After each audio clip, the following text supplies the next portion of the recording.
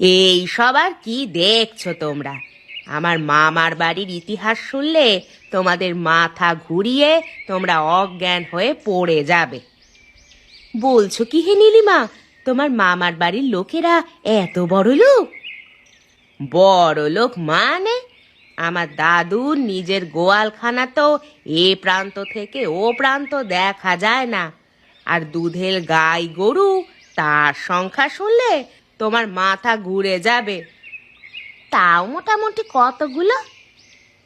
নয় নয় করে তো 200 খানা হবে। বলো কি হে, তাহলে তো এতগুলো গরু পালনের জন্য তোমাদের ঘরে অনেক লোকজন রাখা থাকতো। সে তো বটেই, আমার মামার বাড়ির গ্রামের প্রায় অর্ধেক গ্রামবাসী আমার দাদুর ঘরে কাজ করত। নীলিমাদি, তুমি একটু মিথ্যে কথাটা বেশি বলছো। তোমার মামার বাড়ির লোকেরা মোটেই অতটা বড় লোক ছিল না। তোকে কে বললো? কে বললো তোকে? তুই কি আমার মামার বাড়ি দেখে এসেছিস? নিজের চোখে দেখিনি, কিন্তু শুনেছি। বেশি বড় বড় কথা বলিস না তো লতা, তোকে এই জন্য আমার একদম ভালো লাগে না। সব সময় শুধু মিথ্যা কথা বলিস, সত্যি কথা বলবার সাহস নেই নাকি? আমি সত্যি কথা বলছি বলেই তো তোমার গায়ে জ্বালা হচ্ছে। তোমার মামার বাড়ির লোকেরা যদি এতই বড় লোক হয়, তাহলে তুমি এই গরিব ঘরে বিয়ে করলে কেন? আমার ইচ্ছা, তাতে তোর কি আসে যায়? তুই এমন করছিস যেন তোর সংসার একেবারে বিরাট বিত্তমান। যা দেখি এখান থেকে। আমরা যেমন গল্প করছি করতে দে তো, আমাদের মাঝখানে আসবার তোর কোনো প্রয়োজন নেই। ঠিকই বলেছ, নিজের স্বামীকে সামলাগে যাও, লোকের বিষয়ে বেশি কথা বলতে হবে না। বাবারে, জীবনে কি করলাম! হাতে একটাও টাকা পয়সা নেই। নিজের ইচ্ছে মতো যে একটু আনন্দ করে বেড়াবো, সেইটাও উপায় নেই। কাজকর্ম করব কি? কাজ করতে ভালোই লাগে না, মনে হয় যেন সারাদিন বসে বসে ঘুমাই। কিন্তু এই সময় খিদে খিদে পাচ্ছে। গিন্নিটা আবার কোথায় গেল কে জানে। গিন্নিটা যদি ঘরের কাজ না করে, তাহলে উঠে খেতে পাবে না, মনে থাকে যেন। আরে, তুমি আমার কথা শুনতে পেয়ে গেছো? সে তো পেয়েছি বটেই। তুমি যদি সকাল থেকে উঠে আমার দোষ ধরতে শুরু করো, তাহলে তো আমার কানে তোমার কথা আসবেই। আমি তোমার দোষ কোথায় ধরলাম বলো দেখি? আমি তো বললাম খিদে পেয়েছে শুধু। তাই নাকি? তা খাওয়ার জন্য ঘরে যে বাজার করতে হয়, নুন মশলা এসব আনতে হয়, সেগুলো কি তোমাকে শিখিয়ে দিতে হবে? আরে, ট্যাঁক মেরে কথা বলবে না কিন্তু, বলে দিলাম। আমি সকালবেলায় উঠে তোমার কথা শুনতে চাই না। বেশি কথা বলো না। যদি আজকে তুমি 2 পয়সা ইনকাম করে ঘরে না আনবে, তাহলে তোমার আজকে খাওয়া বন্ধ। খুব তো বড় বড় কথা বলো। তোমার মামার বাড়িতে এটা ছিল ওটা ছিল, কই মামার বাড়ি থেকে কিছু আনো দেখি। তাদের কাছে যা আছে তাদের নিজেদের নামে আছে, আমাকে দেওয়ার জন্য তারা বসে নেই। যাও, ঘর থেকে বিদায় হও দেখি। তুমি আমাকে ঘর থেকে তাড়িয়ে দিচ্ছ? হ্যাঁ দিচ্ছি। আগে 1 পয়সা রোজগার করে আনবে, তারপর তোমাকে বাড়িতে ঢুকতে দেব, তার আগে নয়। তুমি বললে বিশ্বাস করবে না ভাই। আমার মাসির বাড়িতে একটা ছেলে আছে, তা সে বিদেশে চাকরি করে, জানো তো? তার মাস মাইনে শুনলে তোমার মাথা ঘুরে যাবে। হ্যাঁ, মাসে 5 লক্ষ টাকা। পারবে? আমরা কোনোদিন চোখে দেখেছি? আজ পর্যন্ত চায়ের দাম কোনোদিন ঠিক মতো দেয় না, তার মুখে আবার বড় বড় ভাষণ। ভাষণ মারতে পারলে আর কিছু চায় না। ভাষণ মারতে পয়সা লাগে না তো। বুঝলে ভাই, এই হচ্ছে কথা। আমাদের জীবনে আমরা কি পেলাম? এই 2 টাকা ইনকাম করি, 3 টাকা বেরিয়ে যায় পকেট থেকে। হ্যাঁ, এইভাবে ঘর সংসার চলে। আমরা সারা জীবনই গরিব থেকে যাব, বুঝলে? আচ্ছা গোপাল, তোর মাসির ছেলের সাথে তোর ভাব আছে নাকি তোর সাথে কথা বলে না বল দেখি? আরে ভাব থাকবে না মানে? আমি যখনই তাদের বাড়িতে যাই, আমাকে দাদা দাদা বলে একেবারে মাথায় তুলে রাখবার জোগাড়। তাহলে তুই একটা কাজ করতে পারিস তো গোপাল। আরে না না কাকা, তুমি কি বলো হে? আরে ওদের মতো কাজ করা আমার পক্ষে সম্ভব নয়। ওরা সব বড় বড় কাজ করে, আমাদের পক্ষে কি সেই কাজ করা সম্ভব? কোনোদিনই সম্ভব না। আমি সেটা বলছি না।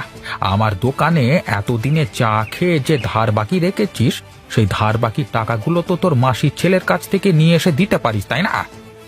তার মানে মাসির ছেলে আমার ধারের টাকা কেন দিতে যাবে? তাহলে এখানে লেকচার মেরে কোনো লাভ আছে কি? চুপচাপ খা, দিয়ে এখান থেকে বিদায় হ। আজকেও নিশ্চয়ই আমার টাকা দিবি না, তাই না? একদম মুখ সামলে কথা বলবে কাকা। এরকম করে কথা বললে আমি তোমার দোকানে কোনোদিন চা খেতে আসবো না। আর না এলি বাঁচি। আমি তো ফ্রিতে চা খাবার জন্য দান শিবির খুলে রাখিনি। এখান থেকে দূর হ, যা। ঠিক আছে, সময় আসুক, আমিও দেখে নেব। কি করছেন বাবু, ব্যস্ত আছেন? আপনার সাথে কিছু দরকার ছিল বাবু। আপনার কি এখন সময় হবে আমার কথা শুনবার? আমি একটু নিজের চিন্তাতেই ব্যস্ত ছিলাম। হ্যাঁ বলো দেখি রতন, কি বলবে? বাবু গো, আমাকে দয়া করে আজকে একটা কাজ দিন গো বাবু, না হলে আমাকে যে আজকে আমার স্ত্রী ঘর ঢুকতে দেবে না বাবু। আপনি দয়া করে একটা কাজ দিন আমাকে। কাজের কথা বলছিস? মনে হচ্ছে তোর জন্য একটা কাজ আছে, বুঝলি? আপনি যা কাজ দেবেন আমি তাই করে দেব বাবু। হ্যাঁ একদম, আপনি আমার উপর বিশ্বাস রাখতে পারেন। হ্যাঁ বুঝতে পারছি, তবে কাজটা খুব বিশ্বাসের, বুঝলি তো? তোকে কি বিশ্বাস করে কাজটা দেওয়া যাবে?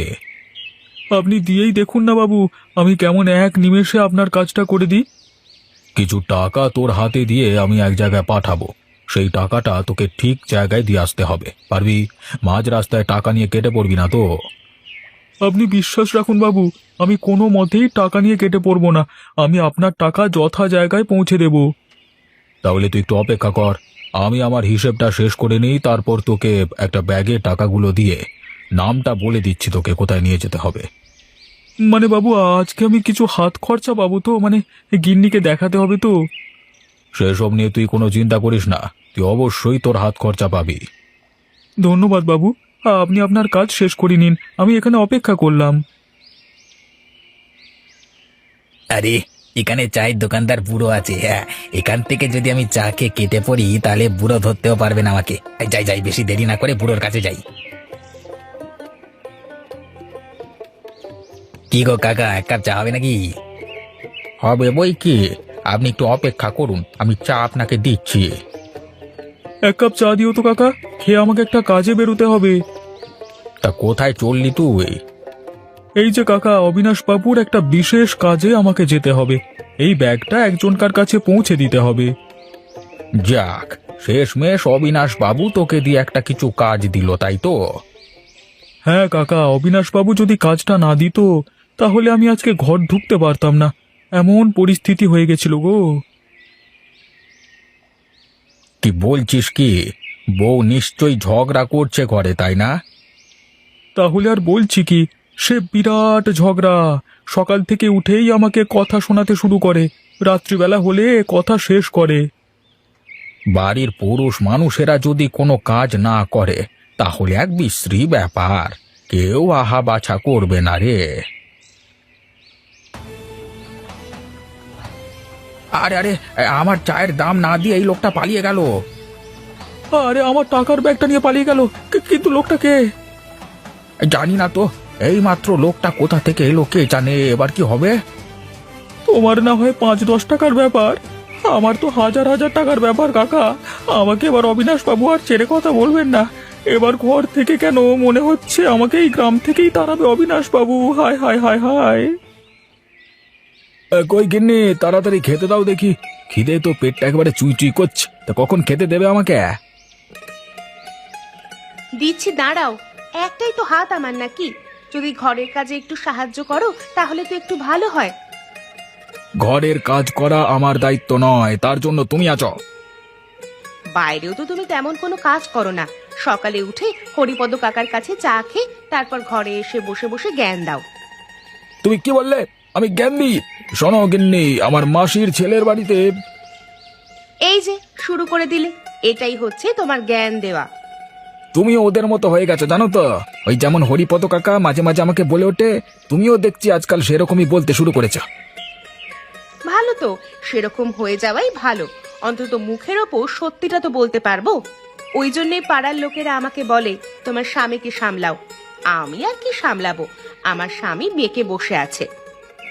ঠিক আছে, আমি চললাম তাহলে। তুমি তাহলে বসো, আমাকে খেতে দিতে হবে না, আমি আজকে সারাক্ষণ না খেয়ে থাকবো। এই শোনো, বেশি গরম দেখিও না। বাবু গো, এদিকে যে ভীষণ বড় একটা সর্বনাশ হয়ে গেল বাবু। এবার আমাদের কি হবে বাবু? বিরাট এক সর্বনাশ হয়ে গেল। আরে কি হলো রতন, তুই এর মধ্যেই ফিরে চলে এলি যে, আর তুই কাঁদছিস কেন? বাবু, আমি হরিপদ কাকার দোকানে বসে চা খাচ্ছিলাম, এমন সময় একটা চোর এসে আমার পাশ থেকে টাকার ব্যাগটা চুরি করে নিয়ে চলে গেছে বাবু। এখন আমি কি করব? একটা কাজও কি তোদের দিয়ে ভালোভাবে হবে না? 20,000 টাকা ছিল ওই ব্যাগের মধ্যে, এখন সেই টাকাগুলোকে আমি কিভাবে ফিরে পাবো? আমাকে মাফ করে দেবেন বাবু, আমি জেনে শুনেই ভুল কাজ করিনি। না না না না, আমি ওসব দেখতে পারবো না। তোকে যেখান থেকেই হোক আমার টাকার ব্যাগটা জোগাড় করে এনে দিতে হবে, না হলে কিন্তু তোর খবর আছে বলে দিলাম তোকে। তোর বউ ঘর থেকে বার করেছে, আমি সারা জীবনের মতো এই গ্রাম থেকে বের করে দেবো হতভাগা। বাবু, আমি কি করব? আমার যে কোনো উপায় নেই বাবু। ওই লোকটা যে কোথায় থাকে আমি কিছুই জানি না। অনেকক্ষণ খুঁজছিলাম আমি, কিন্তু লোকটাকে কোথাও পেলাম না। চোখের নিমেষে যে কোথায় পালিয়ে গেল। তুই এখন আমার চোখের সামনে থেকে চলে যা। আমি তোকে একদিন সময় দিলাম, টাকাটা যেখান থেকে পারিস খুঁজে আন।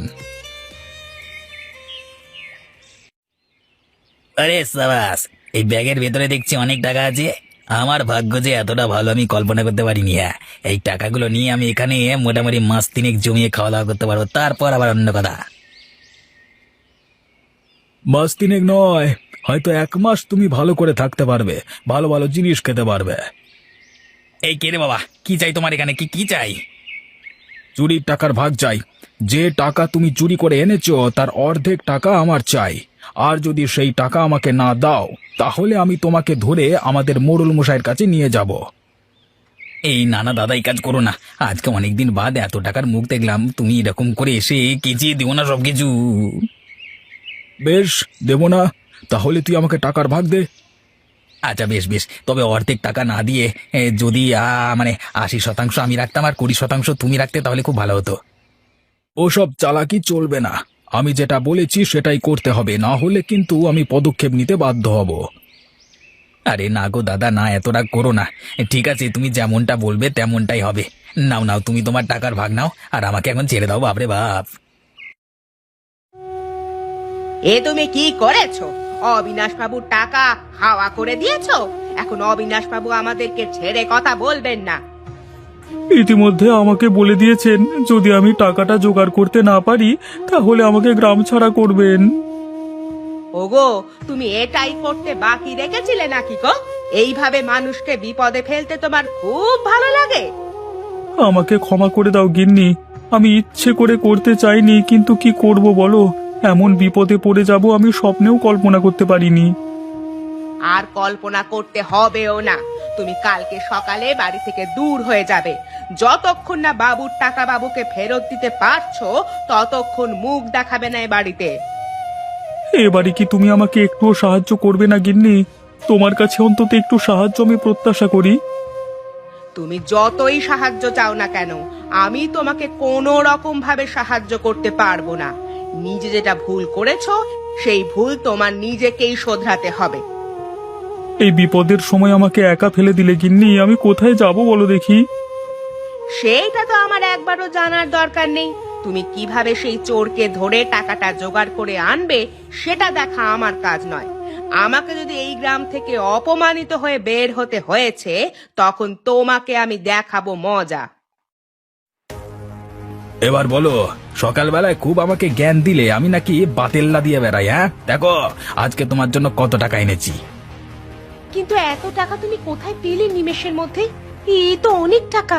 একদিনে কাজ করে কি এত টাকা পাওয়া যায়?